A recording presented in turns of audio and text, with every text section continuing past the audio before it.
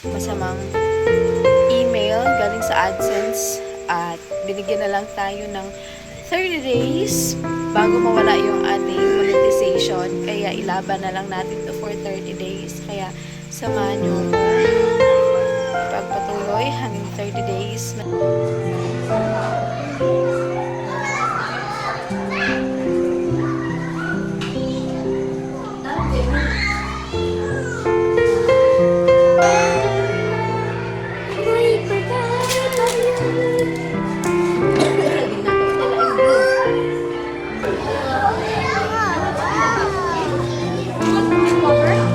Hi guys, it's Megan Teacher Glass and welcome back to my channel. Panibagong araw at panibagong vlog na naman tayo. Good morning everyone.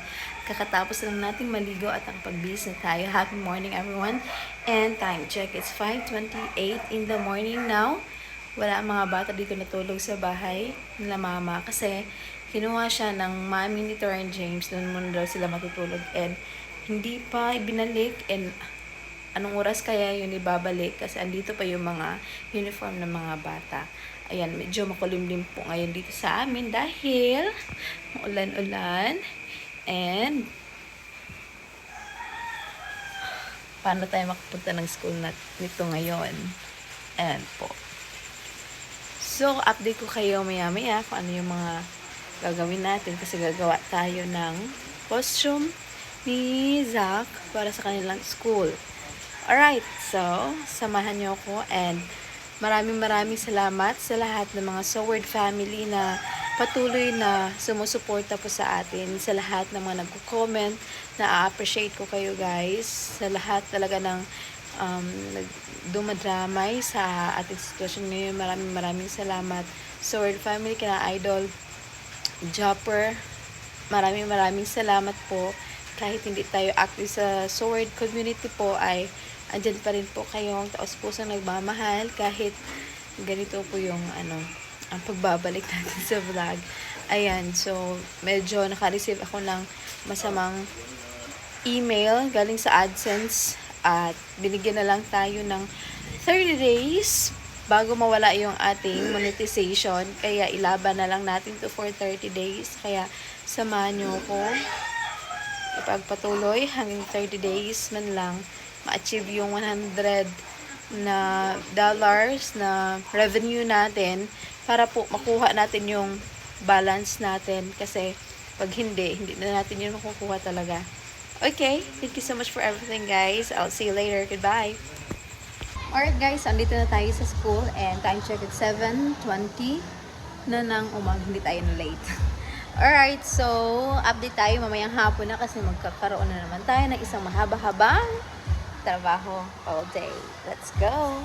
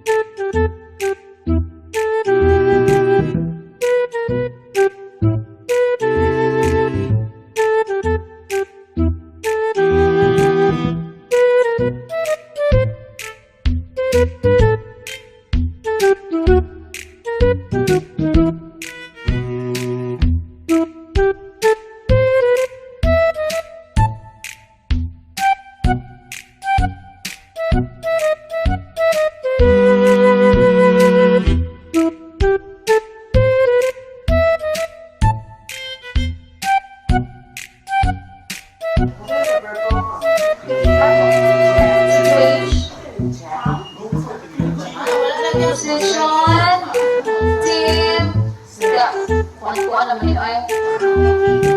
What else? Tally, game.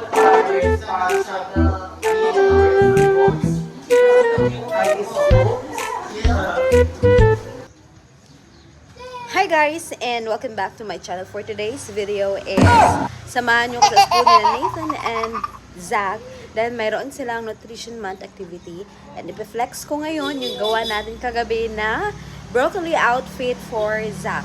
Ayan, it took me 3 hours to create this broccoli-inspired costume. Kaya samahan mo kung broccoli ba talaga ito. Let's go. So, ito yun guys, yung gawa natin kagabi. Tas, ito yung sa headdress niya. Malalaman natin mamaya kung gaano ito kaganda charot pag isusuot na ni Zach. Tignan natin kung paano sabihin Broccoli. sabihin mo ng maayos, broccoli. I'm Broccoli. again. Broccoli. Yay! Isa akong single mom. Who would I have thought I'll be calling myself like that? Araw-araw kong sinusubukang gampanan ang parehong papel ng nanay at tatay for now para sa mga anak ko. Sobrang hands-on ako pagdating sa kanila, lalo na sa school activities. Madalas akong mag-file ng day sa trabaho, hindi para magpahinga, kundi para makadalo at makasama sila sa mga mahalagang sandali ng kanilang buhay, kagaya nito sa school. Hindi man ako perfectong ina, pero araw-araw akong nagsisikap na maging mabuting nanay para sa kanila. Hindi rin ako kasing ganda ng iba. Hindi natin yan maikakaila, pero sinusubukan kong maging presentable at kaaya-aya. Minsan nga, napapatawa na lang ako sa sarili ko at nasasabi, baka sakaling hindi mapalitan. Pero sa kabila ng lahat ng effort at sakripisyo, masakit pa rin kapag parang hindi ito napapansin o hindi nabibigyan ng halaga. Ang broccoli attire na ito ay hindi basta costume lang. Ginawa ko ito pagkatapos ng trabaho, pagod sa kakaisip, pagod sa katawan, mula sa buong araw na gawain bilang isang guro. Punong-puno ang aking pag-iisip. Hindi ko alam paano i-compose ang aking sarili sa lahat ng mga nangyayari. Pero pinipilit kong tapusin dahil alam kong importante ito para sa anak ko. Gabing-gabi na akong nakatulog para lang masigurong maayos at maganda ang kalalabasan nito. Sa totoo lang, pagod na ako. Hindi lang physical, kundi emotional din. May mga pagkakataong gusto ko na lang umiyak nang umiyak. Lalo na kapag sina Zach at Nathan ay nag-aaway na naman sa school dahil lang sa simpleng hindi pagkakaintindihan bilang magkakapatid. Paulit-ulit ako nagpapayo, nagsasalita ng mahinahon at umiintindi, pero minsan parang ayaw din nilang makinig sa akin. May mga sandaling gusto ko na lang umuwi at mapag-isa. Gustong matulog na walang iniisip, hindi takot. Kapag kinabukasan, pagising, walang takot. Gusto ko lang ilabas lahat ng pagod, sakit at frustration na matagal ko nang kinikimkim. Mga bagay na ako lang ang nakakaalam. Mga masasakit na pinagdaanan na ako at ako lang ang nakakaalam. Pero, bilang isang ina, wala akong choice kundi bumangon ulit, magpakatatag at magpatuloy. Dahil sa dulo ng lahat ng pagod, luha at sakripisyo, ang tanging nais ko lang ay mapalaki ng maayos sa mga anak ko at maramdaman nilang mahal na mahal ko sila. Pasensya na po at tumulo yung ating luha sa pagdadab nito. Kahit minsan, hindi nila nakikita ang hirap ko. Ngumingiti pa din. Pero, may mga pagkakataon na tumutulo na ang aking luha talaga. Na ang dalawang anak ko, napapansin na nila. Umaasa ako na balang araw, maiintindihan nila kung gaano ko sila kamahal at kung gaano ko ipinaglalaban ang bawat araw para sa kanila. Pagod na ako, yes. Pero hindi ako susuko. Pagod na ako. That is a fact that I cannot change. Pagod ng katawan ko, pagod na akong umiyak, pagod na ako sa lahat ng bagay. Pero kahit pagod ako sa oras na ito, mas gugustuhin ko yung kami na lang tatlo kaysa araw-araw. Araw-araw yung iyak. The smile from these children of mine is my medicine. Dahil nanay nila ako at sila ang pinakamahalagang dahilan kung bakit patuloy pa rin akong lumalaban. Minsan, naiisip ko, hanggang saan ba ang kaya kong ibigay? Kasi pakiramdam ko, ibinuhos ko na ang lahat. Ang oras ko, lakas ko, tulog ko, sakripisyo, at kahit sariling kaligayahan ko. Yes, sariling kaligayahan. Yung tipong binigay mo na ang lahat-lahat, pero umuwi pa rin tayo sa ganitong sitwasyon. Isinantabi ko ang lahat. Isinantabi ko muna para sa mga anak ko to have a complete and a happy family for my children, even though I am not happy anymore. Pero aminado ako, may maraming gabi na tahimik ako umiiyak, yung tipong walang nakakaalam kapag tulog na ang lahat at ako na lang ang gising. Doon ko inilalabas ang lahat ng bigat na dala-dala ko. Hindi maging madali ang lahat sa akin, alam ko. Wala kang masasandalan kapag gusto mo nang sumuko. Kaya kailangan ka talagang magpursige. Kailangan mo maging matatag kahit durog na durog ka na. Durog-durog ka na sa loob. Lalong-lalo na sa panahon na mag-aaway ang dalawang magkakapatid na ito. Naku po, nakakaubos ng pasensya. Yung tipong hindi nakikinig. Hindi dahil nahihirapan akong pagsabihan sila, kundi dahil gusto ko lang naman na maging maayos sila. Magmahalan sila bilang magkapatid at lumaking mabubuting tao. Minsan pakiramdam ko, kulang pa rin ang lahat ng ginagawa ko.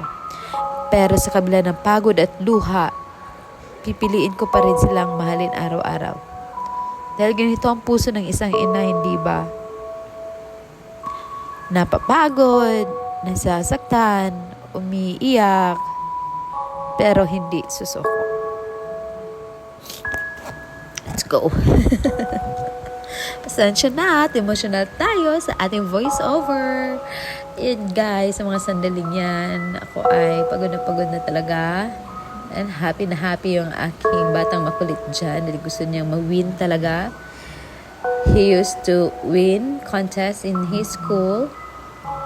And this little child of mine is very makulit talaga yan, si Zach. Grabe, ang kulit-kulit.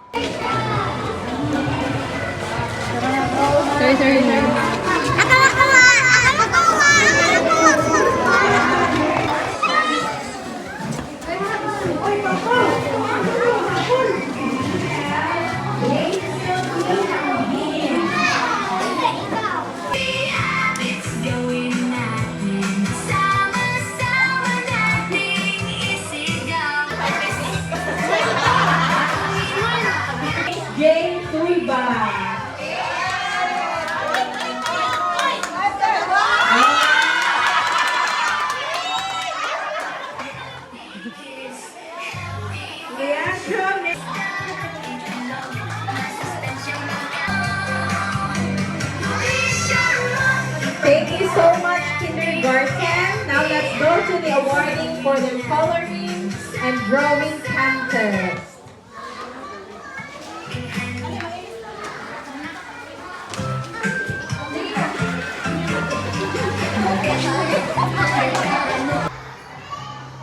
Grabe, napagod ako doon.